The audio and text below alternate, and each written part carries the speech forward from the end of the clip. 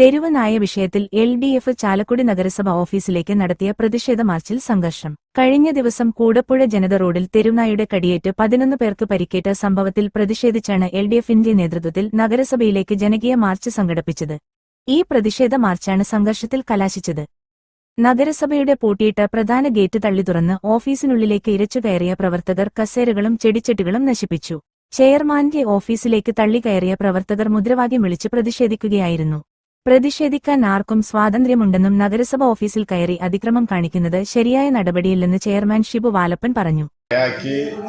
ഉണ്ടോ എന്നുള്ള സംശയം എല്ലാവർക്കും ഉണ്ട്. അത് സ്ഥിരീകരിക്കുന്നതിന് വേണ്ടി ഇന്നലെ തന്നെ നായയെ പിടിച്ച് നമ്മൾ veterinary hospital Thrissur Mannuthy veterinary ഹോസ്പിറ്റലിലേക്ക് നമ്മൾ കൊണ്ടുപോയിട്ടുണ്ട്. ഫലം എന്തായാലും അല്പസമയത്തിനുള്ള അറിയാൻ പറ്റും.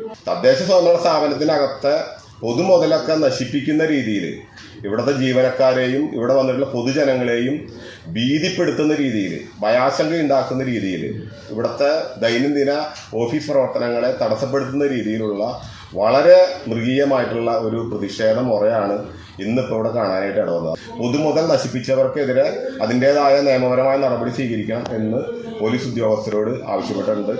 നഗരസഭാ സെക്രട്ടറി രേഖാമൂലം ഇത് സംബന്ധിച്ചുള്ള പരാതി നമ്മൾ നൽകുന്നുണ്ട്.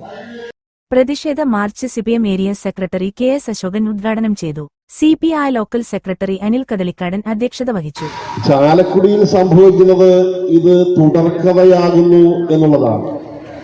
മറ്റ് തദ്ദേശ സ്ഥാപനങ്ങളിലെല്ലാം ഇത്തരം കാര്യങ്ങൾ ഉണ്ടാകുമ്പോൾ, ഇപ്പൊ ഇവിടെ തന്നെ ആഴ്ചകൾക്ക് മുമ്പ് ഏതാനും സഹോദരങ്ങൾക്ക് തെരുവുനായ്ക്കളുടെ ആക്രമണത്തിന് വിധേയമായി ആകേണ്ടി വന്നു. തെരുവുനായ്ക്കൾ എന്നതിനപ്പുറത്തേക്ക് പേനായ്ക്കൾ പെറ്റുപെരുകയാണ് എന്നതാണ് ചാലക്കുടിയിലെ സാഹചര്യം.